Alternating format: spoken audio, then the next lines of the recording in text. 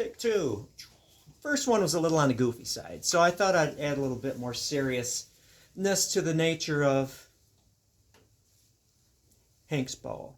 No, I'm sorry. Apologize, Hector. So many names, so many important people I'm dealing with. I received the red wool trade cloth from Crazy Crow Trading Company. I really like it. This is like a really slick bow. What I've noticed, this bow started out in life, it's pretty heavy, over 70 pounds. I'm yanking it back, torturing it, whatever.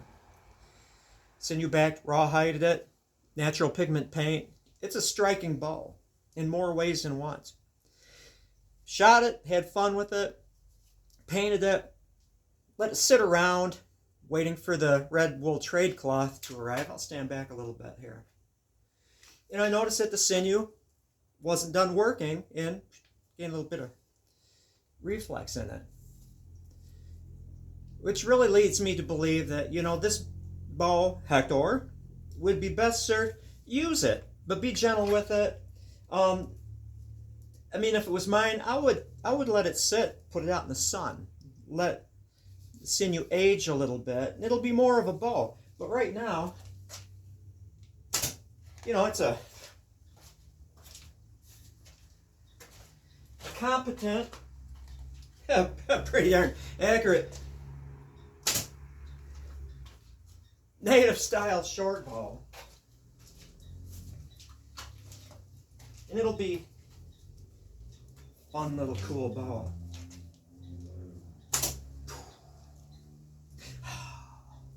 Now, doesn't happen in all cases, but Hector is a repeat buyer. Well, more bows for me. And so you will receive that. I'm going to pack it up and send it out today. But I'm also going to, again, good repeat customer, and he paid a price for that bow.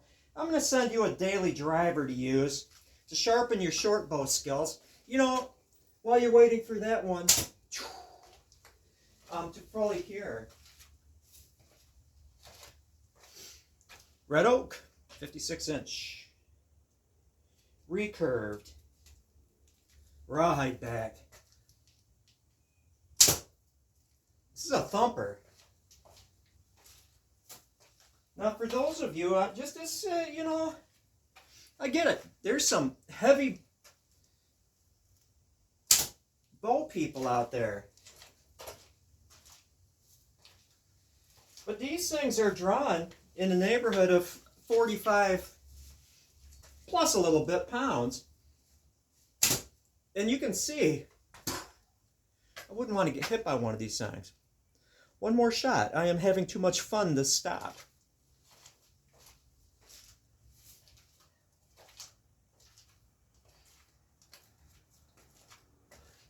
Yeah. Whoa.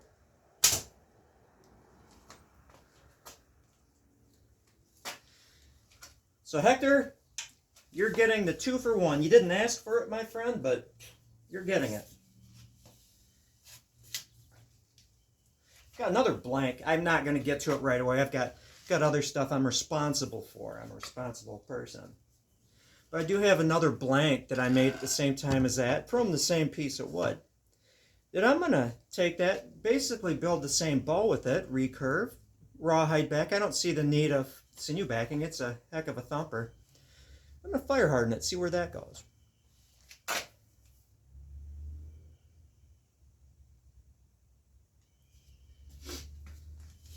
And this does have, it's kind of short.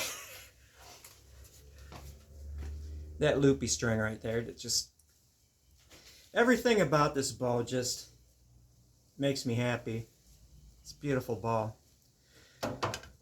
Now, I'm going to, this is a goofy part here. I am going to get a little goofy. Where did I put it? It's for you old guys out there. Remember the days of racing home from school to watch Bugs Bunny, hassling Elmer Fudd, and the Coyote destroying himself with the Acme bat suit, waiting for Evel Knievel's next jump. Things were good. Times were good back then. One of my favorite memories is Montgomery Ward and Sears, J.C. Penney, Christmas catalogs, toy catalogs, looking through at the mini bikes and the what do you call it, vertibirds, and the slot car sets and all that cool stuff. I just received an old guy toy catalog.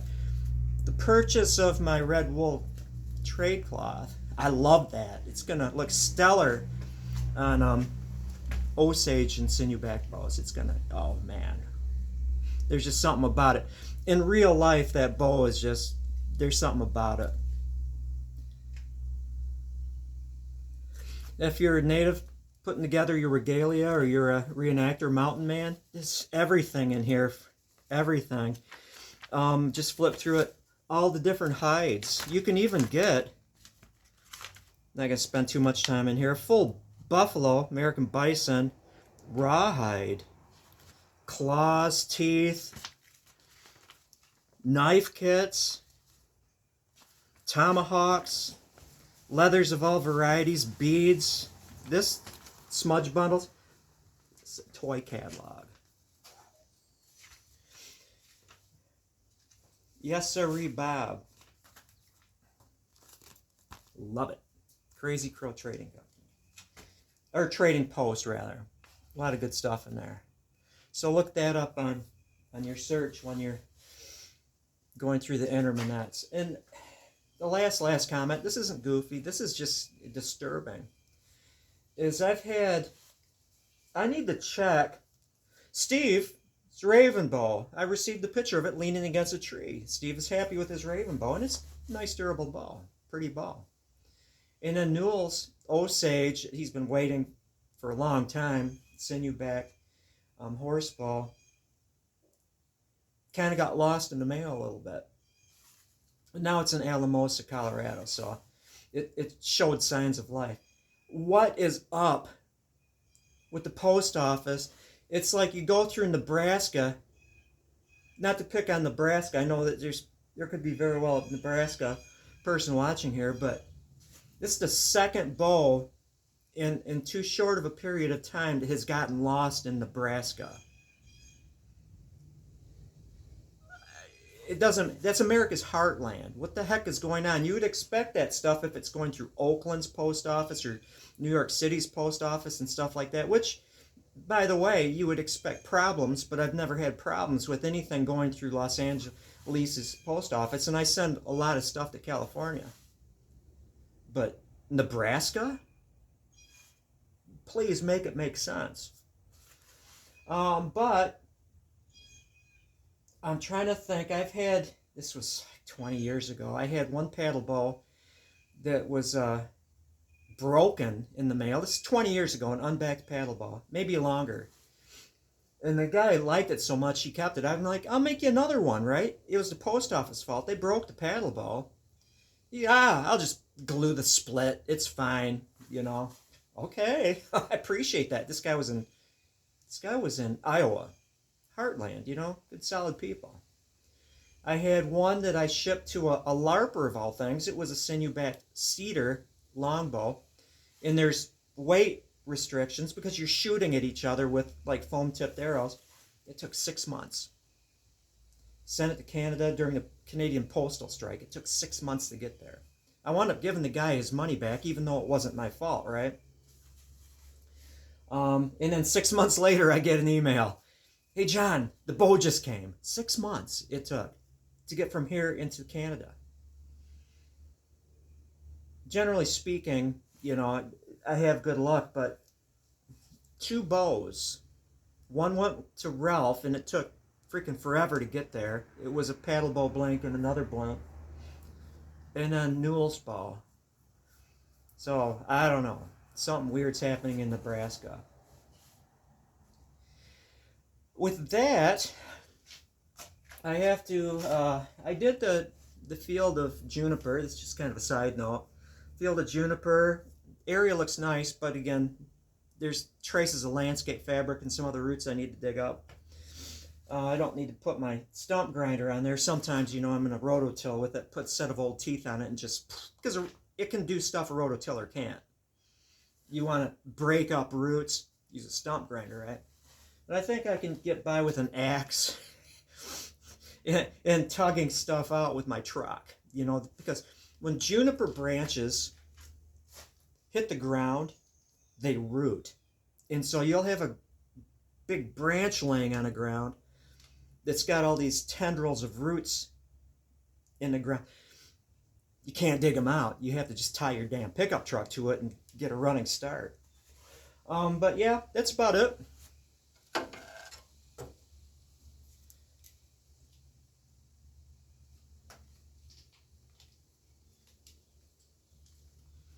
This is not permanent, of course. I mean, if you're of mind, you don't like the crosses, the X's on here, you can always just do a spiral. And I just have it tied there with a cool little bead. Nice ball. Thank you for watching.